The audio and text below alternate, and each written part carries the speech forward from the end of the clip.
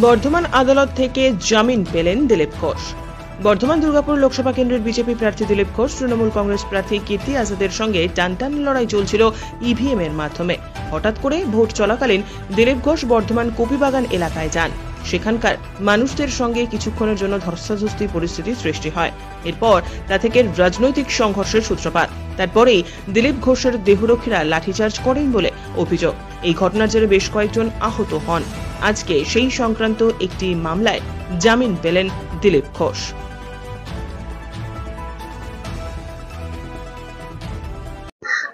আপনাদের স্মরণ আছে যেদিনকে ইলেকশনের ডেট ছিল সেদিনকে বর্ধমান শহরের সন্নিকটে কালনা গেটের ওপারে যে কপিবাগান বলে যে এরিয়াটা, ওইখানে একটা বুথেতে একটা ইনসিডেন্ট ঘটেছিল। অ্যাটাক হয়েছিল দিলীপ ঘোষ এবং ইয়ের ওপরে, তাতে একজন সিকিউরিটি গার্ড ইনজিওর্ড হয়েছিল। এগুলো সব আপনাদের মনে আছে। তো সেখানে তো সিকিউরিটি গার্ডের ওপর যেহেতু হামলা হয়েছিল, পুলিশ যে আক্রমণ মানে নিজেকে প্রিভেন্ট করতে গিয়ে যে লাঠিচার্জ করেছিল, তাতে কিছু মানে লোকের মাথা ফাটা সব ফেটেছিল।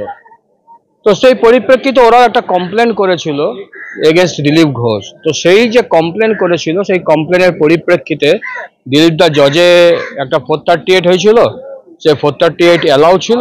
আজকে সারেন্ডার হলেন সেটা। হ্যাঁ, বেলটা অলরেডি ডিস্ট্রিক্ট জাজ তো গ্র্যান্ট করেই রেখে দিয়েছিলেন এবং সিজিএম আজকে সেটা কমপ্লাই করা হলো। ভোটের দিন, ইলেকশনের দিন। এটা তো এই যে পিরিয়ড এখন আছে, আপাতত 2026-কে আমরা দেখছি। তো আপাতত 2026 পর্যন্ত এটা তো আমাদেরকে ফেস করতে এবং আরো ফেস করতে হবে। হ্যাঁ, ওটা ইয়ে হয়ে আছে, ওটা মামলা হয়ে আছে। ওটা ওদের সঙ্গে সঙ্গে ওদেরকে বেল গ্র্যান্ট করে রেখে দিয়েছে এবং সেই মামলা এখনো পেন্ডিং অবস্থায় পড়ে আছে, চলছে।